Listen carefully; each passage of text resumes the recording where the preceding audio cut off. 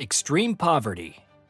Imagine you're playing The Sims, but without any cheat codes, no expansion packs, and you've just started with the bare minimum. Your Sims house is empty. No beds, no fridge, not even a sad little decorative plate. Every click is a battle just to get through the day.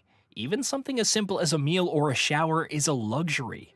Your Sim is constantly exhausted, hungry, and their hygiene is so low that even the other Sims avoid them at social events. And to top it off, they've started randomly setting things on fire because, in The Sims, chaos just happens when you're already struggling. It's a game where no matter how hard you try, you just can't seem to get ahead.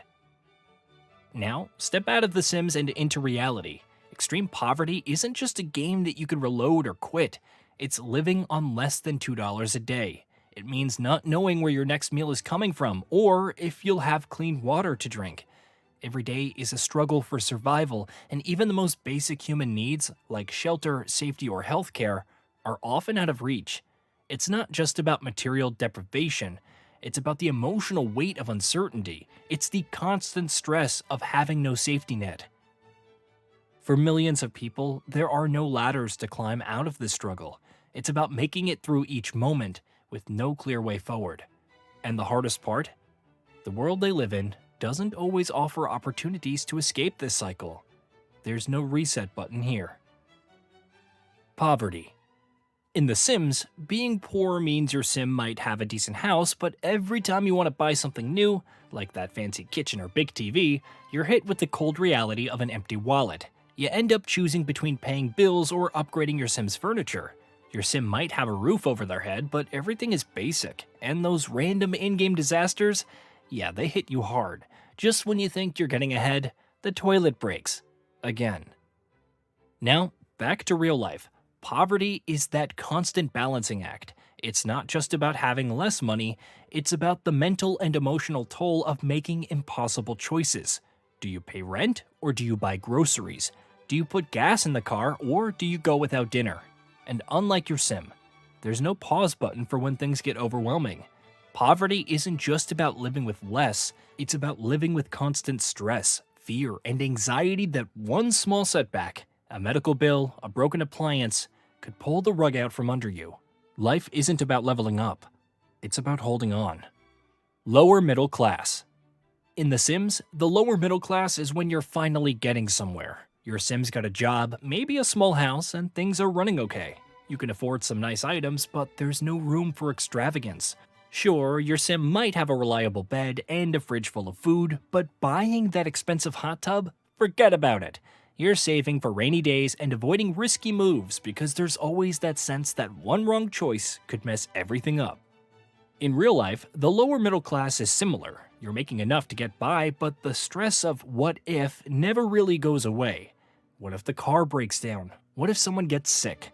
You're not living in constant crisis mode, but there's always that lingering thought, what if my real life toilet breaks? You're maintaining that balance, but it feels like you're one emergency away from things going wrong. Middle class. Your Sim's middle class life feels like smooth sailing. You're able to buy some fun items, maybe a pool, a new sofa, or even throw a party once in a while.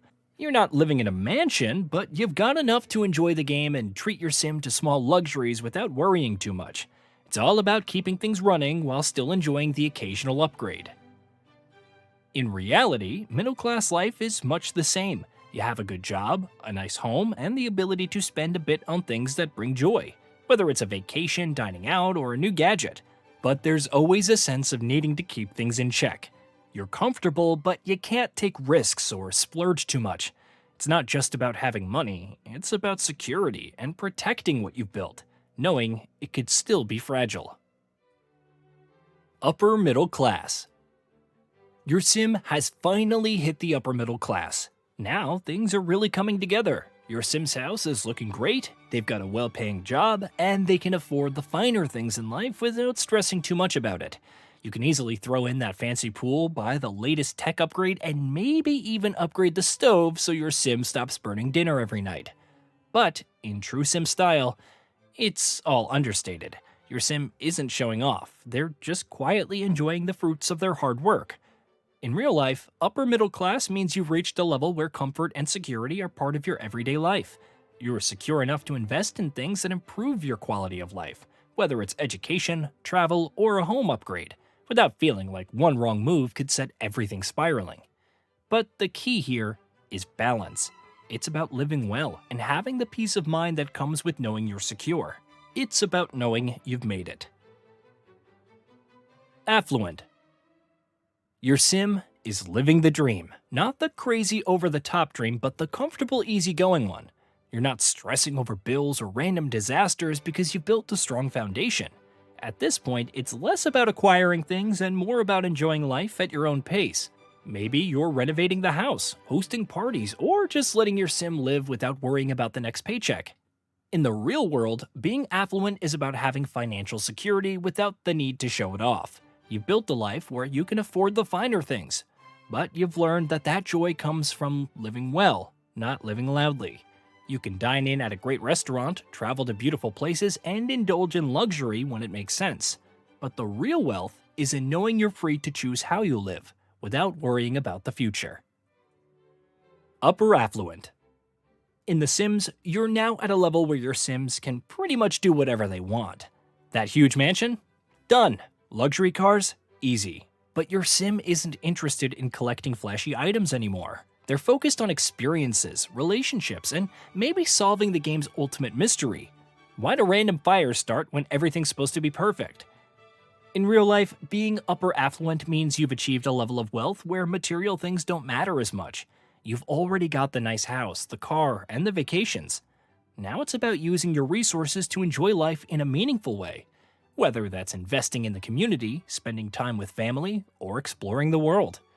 You've moved beyond collecting stuff. Now it's about collecting memories. Not the Sim kind, though. No one needs more fires. Millionaire. Your Sim has finally hit the big leagues. They've got millions of simoleons, and their life is basically on autopilot. They've got everything they could possibly need, and now it's just about enjoying the game. But after a while, you realize it's not about the stuff. Your Sim is happiest when they're doing things that bring joy, like building relationships, creating art, or exploring new parts of the game. The money's there, but it's not what matters most. In real life, being a millionaire is much the same. You've worked hard, made smart decisions, and now you've got financial freedom. But once you have it, you realize the joy doesn't come from having a certain number in the bank. It comes from what you do with your life. You can travel, start a new business, or focus on giving back. Being a millionaire is more about creating value and purpose than simply having financial security. Billionaire. Your Sim has reached the pinnacle of the game. They're a billionaire, and there's literally nothing they can't afford. It's no longer about building a mansion or buying luxury cars. It's about shaping the entire world, controlling industries, and influencing every aspect of the game's society. But here's the interesting part. After a while, all that power doesn't change the basics of what makes your Sim happy.